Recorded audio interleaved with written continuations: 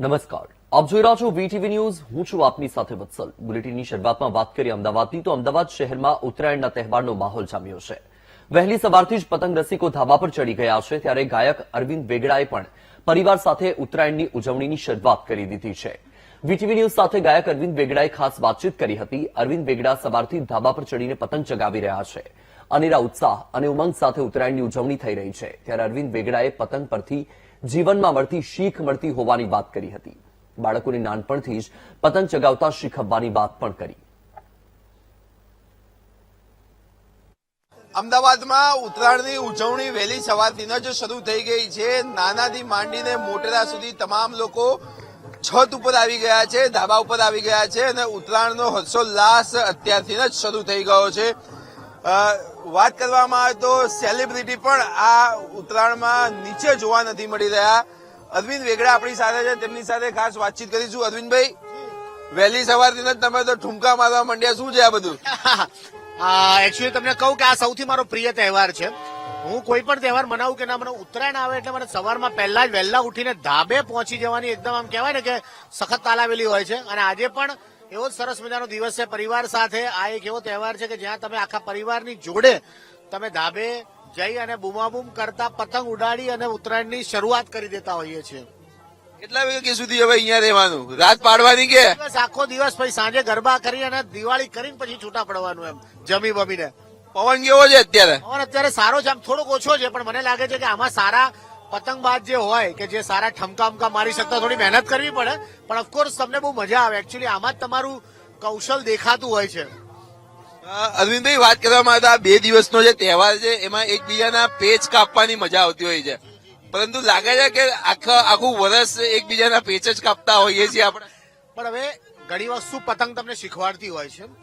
એમાં પેચ કાપવાની વાત તો બરાબર છે, પણ કોમ્પિટિશનની વાત છે કે જો તમે હેલ્ધી કોમ્પિટિશનમાં રહો તો તમારો પતંગ તમારે ઊંચો લેવો અને ટકાઈ રાખવો એ ખૂબ જ મજા. તમે એકવાર ઉપર તો લઈ શકો છો, પરંતુ ત્યાં ટકી રહેવું ને એ બહુ ટફ છે. એટલે જ કહેવાય છે કે ભાઈ ટકી રહેવું છે સાલું બહુ ટફ. અને એ જો ટફનેસ તમે જો શીખી જાઓ તો જીવનના તમને ઘણા બધા મંત્રો આવડી જાય. બીજી વસ્તુ તમને એમ કહું છું કે ક્યારે પણ દોરીએ બંધાયેલો પતંગ જ તમને સારો ઉડતો હોય છે. જો પતંગની દોરી કટ થઈ ગઈ તો પછી પતંગ તમારા કંટ્રોલમાં રહેતો નથી. એટલે કહેવાનો મતલબ એમ છે કે ડિસિપ્લિનની દોરીએ તમે હંમેશા બંધાયેલા રહો તો જીવન તમારું ખૂબ જ સરસ જશે. એટલે કહી શકાય કે kite is belong to life. Of course આ તમને બહુ જ બધા જીવનના તમને કહેવાય ને કે આટાપાટા સુલઝાઈ દેતું હોય છે અને તમને બહુ બધા લેસન શીખવાડતું હોય છે. એટલે નાનપણથી બાળકને પતંગ ઉડાડતા જરૂરથી શીખવાડજો, કારણ કે તમને કોમ્પિટિશનની અંદર ટકી રહેવું શીખવાડે, તમારે દોરી સાથે એટલે કે તમારા વેલ્યુઝ સાથે ટકી રહેવાનું તમને શીખવાડે. આ બધી જ વસ્તુ તમને પતંગ શીખવાડતી હોય છે. અને બીજું એન્જિનિયરિંગ, ફિઝિક્સ, એરોડાયનેમિક્સ, આ બધી જ વસ્તુ તમને પતંગ શીખવાડતું હોય છે. હવે તો એ બધો માહોલ જતો રહ્યો, પણ તમારે નમણ બાંધવાનું, ઢઢ્ઢા બાંધવાના, પછી કહેવાય કે નીચે પૂંછડું કેમ લગાવવાનું, આ બધા પાછળ એક સાયન્સ હોય છે અને બધામાંથી અમે બધા પસાર થાય છે. આજના યુવાનને કદાચ ખબર નહીં હોય. પતંગમાં એજ્યુકેશન પણ જેવું કહી શકાય. અને બીજી વાત, તમે કીધું કે બાળકોને પતંગ ચગાવતા શીખવાડવું જોઈએ. તમને લાગે છે કે અમદાવાદનું બાળક હોય કે જેને પતંગ ચગાવતા ના આવડતું હોય?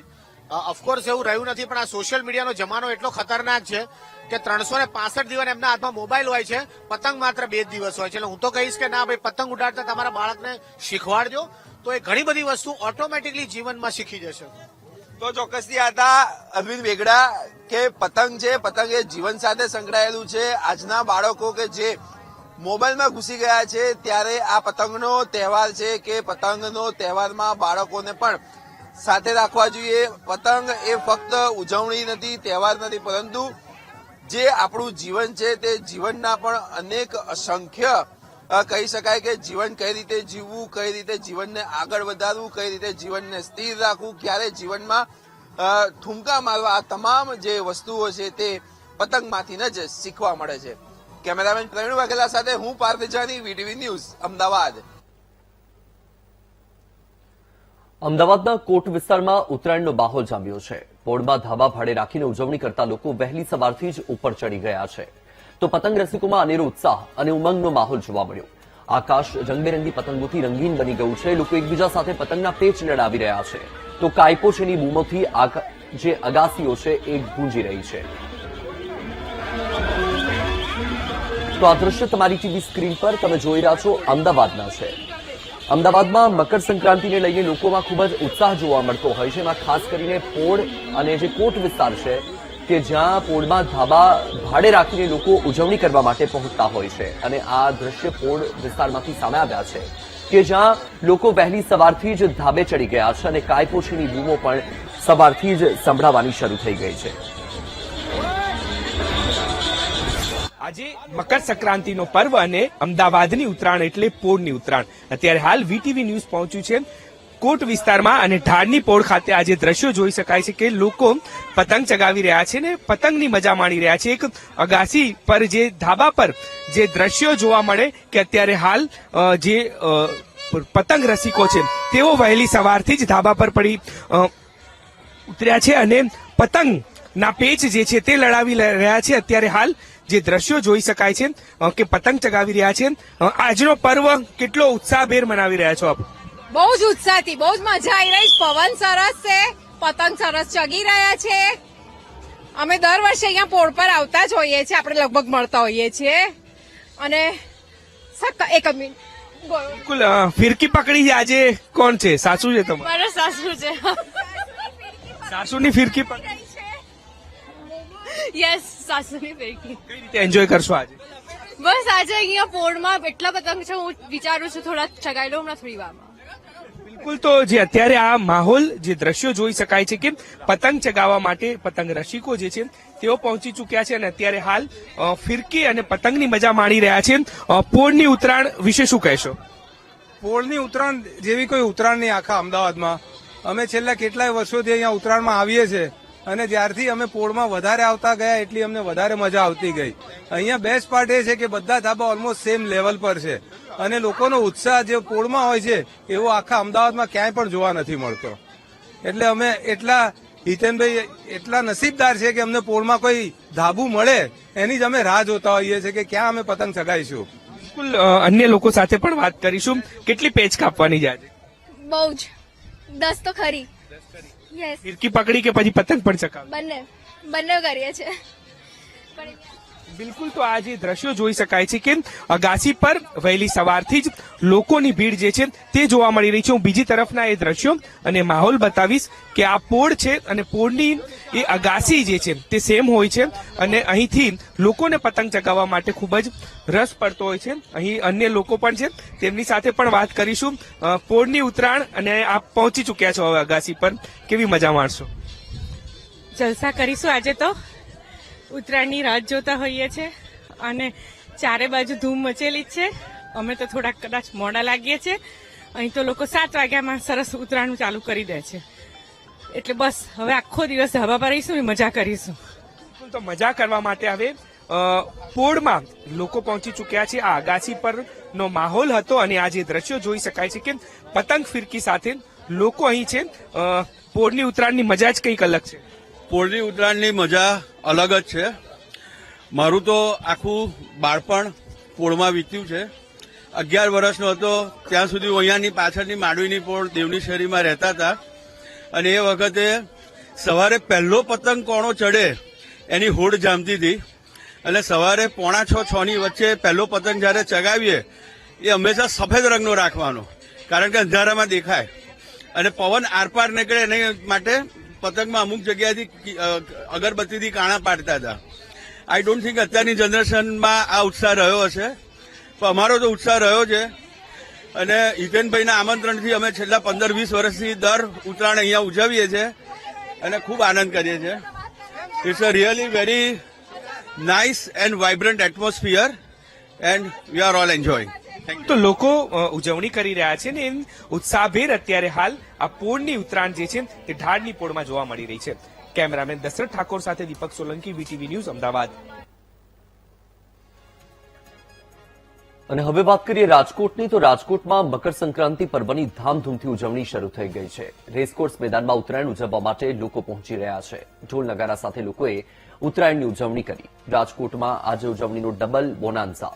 ઉત્તરાયણની સાથે ક્રિકેટ મેચની મજા માણશે રાજકોટવાસીઓ.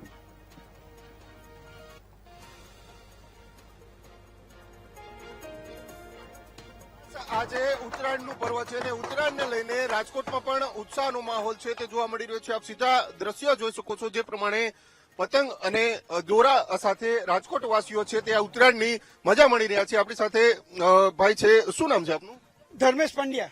ધર્મેશભાઈ, શું કહેશો? આજે મકર સંક્રાંતિ ઉત્તરાયણનો તહેવાર છે ને આપ અહીંયા પતંગ ઉડાડી રહ્યા? આજે મકર સંક્રાંતિ ઉત્તરાયણનો તહેવાર છે અને રાજકોટમાં તો આજે ડબલ તહેવાર છે, કારણ કે બપોર પછી મેચ ચાલુ થવાની છે ઇન્ડિયા ન્યુઝીલેન્ડની. અને આજે પવન ઓછો છે પણ ઉત્સાહ બહુ છે રાજકોટ વાસીઓમાં, એટલે આજે બહુ જલો પડી જવાનો છે. ચોક્કસથી બેન છે. બેન, તમે શું કહેશો? મકર સંક્રાંતિ છે અને આજે ઉત્તરાયણને પતંગની ઉડાવવાની મજા આવે. આજે પતંગ ઉડાડવાને લીધે અમે તો આખા વર્ષથી રાહ જોતા હોઈએ છીએ અને 14 જાન્યુઆરી આવે એટલે અમારો ઉત્સાહ બમણો થઈ જાય છે. અને રાજકોટનો આ રેસકોર્સનો માહોલ જોઈને એટલો આનંદ થાય છે. આજે તો આખો દિવસ ક્યાં જતો રહે ખબર જ નહીં. ખાવા જમવાનું બી યાદ નહીં આવે, પણ તલ ચીકી ખાઈને મજા કરીશું અમે બધા.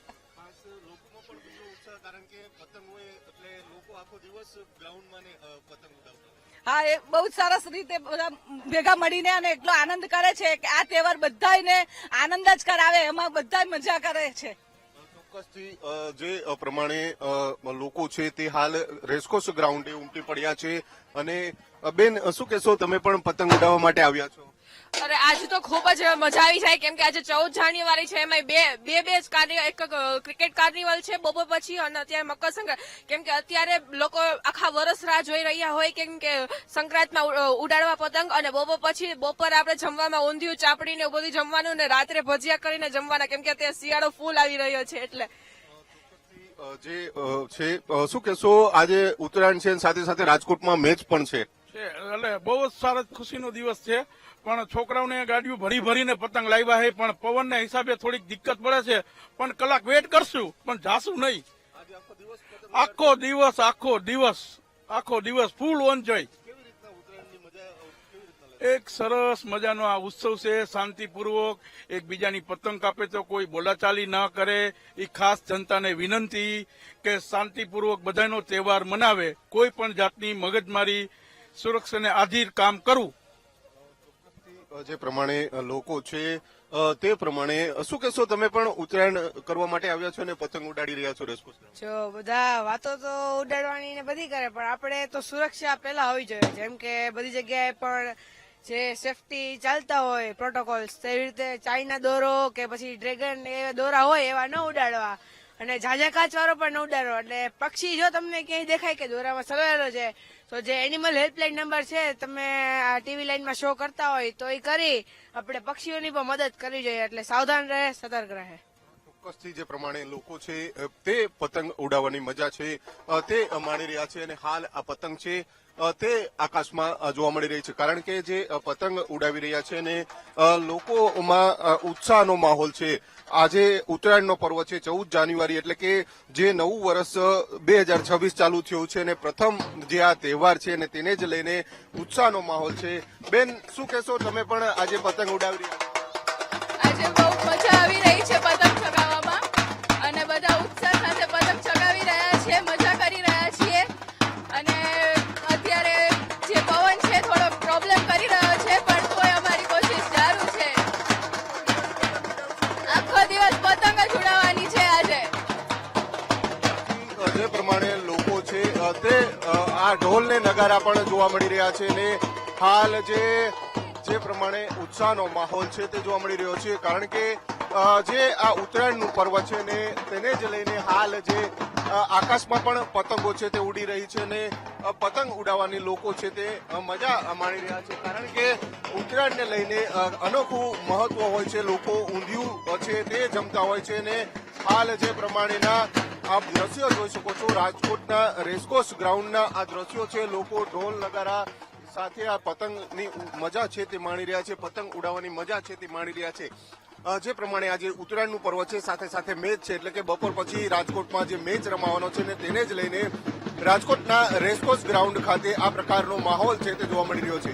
કેમેરામેન ગઢિયા સાથે ભાવેશ સુંદરવા, વીટીવી ન્યૂઝ, રાજકોટ.